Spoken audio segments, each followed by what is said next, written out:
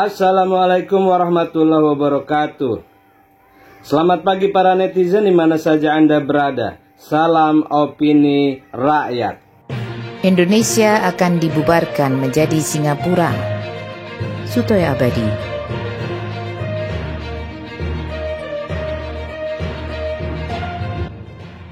Jokowi memunculkan PSN dengan peraturan Presiden nomor 3 tahun 2016 yang berturut-turut diubah 3 kali dengan Perpres berikutnya. Tahun 2017, 2018, dan 2020. Itu adalah strategi awal Xi Jinping akan menyulap Indonesia menjadi Singapura. Perpres nomor 109 tahun 2020 bertujuan mengutamakan penciptaan lapangan kerja secara luas dan intensif. Padahal itu hanya strategi licik Jokowi sebagai boneka RRC. Dalam waktu 6 bulan kemudian, Kamis 6 Mei 2021, melalui akun Facebook Informasi Kegubernuran 9 Naga, seperti dikutip terkini.id, beredar pernyataan diduga James Riyadi, dalam 10 tahun mendatang, rakyat Cina akan mengeliminasi pribumi Indonesia.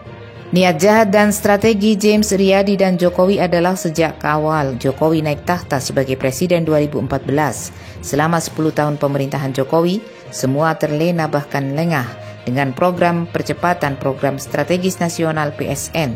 Program yang sesungguhnya adalah James Riyadi. Oligarki akan menguasai Nusantara dan program rakyat Cina akan mengeliminasi pribumi Indonesia.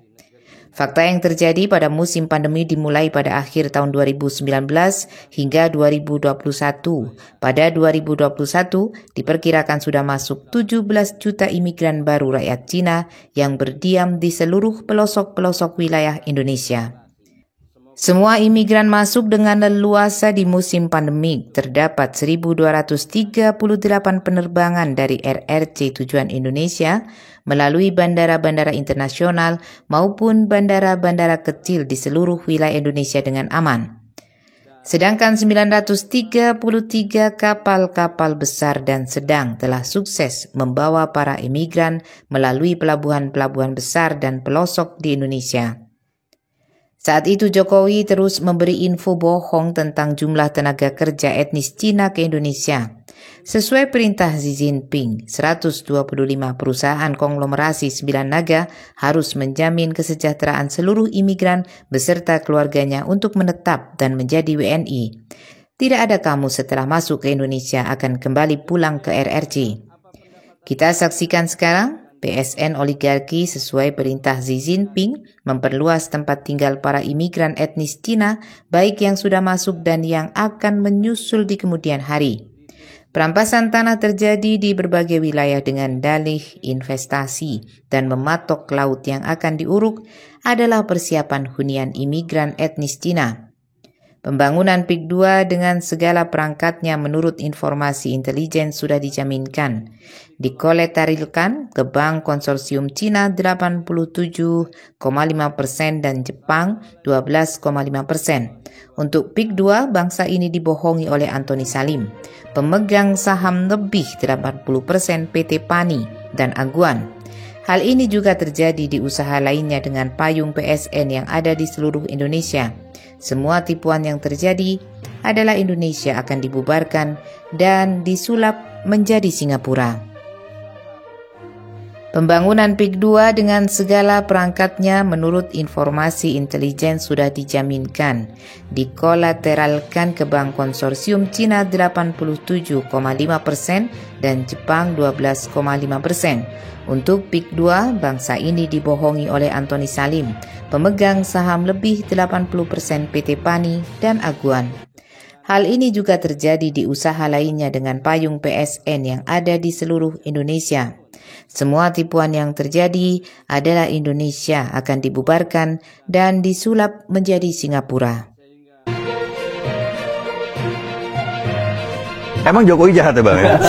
Bahkan seluruh kejahatan Jokowi itu tidak sebanding dengan seluruh kejahatan yang pernah dibuat di era reformasi itu.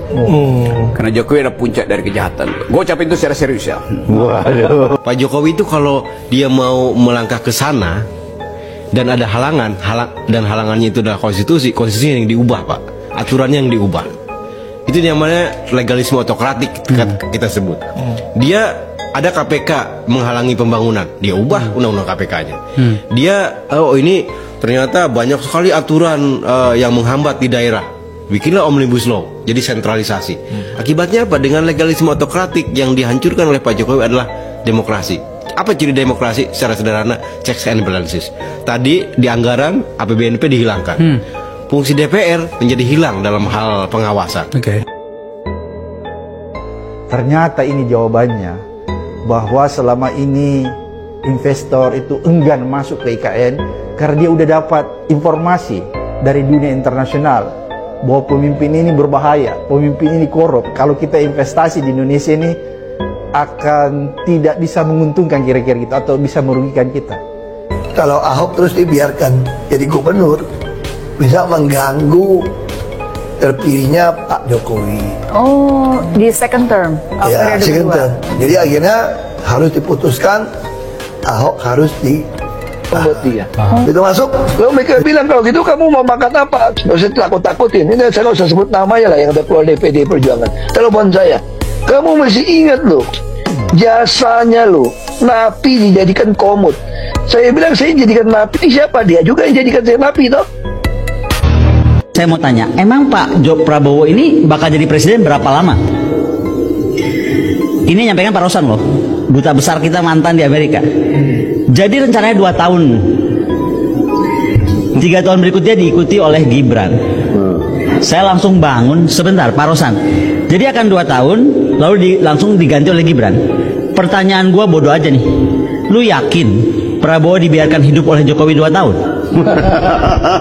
Kalau dia bisa mengkhianati Ibu Megawati Soekarno Putri dengan segala perjuangan yang menjadikan dia ada di istana sampai 2 kali, ada jadi gubernur Jakarta, ada jadi wali kota, apa bedanya dia bisa bunuh Pak Prabowo di tengah jalan?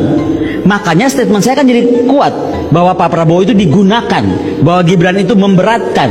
Itu kan bahasa-bahasa saya, dan saya of course saya bilang sama Pak Rosan, saya nggak mungkin ada di sana. Demikian saudara, apa pendapat Anda? Silahkan ditulis di kolom komentar. Terima kasih telah menyaksikan video ini sampai selesai. Salam hormat. Wassalamualaikum warahmatullahi wabarakatuh.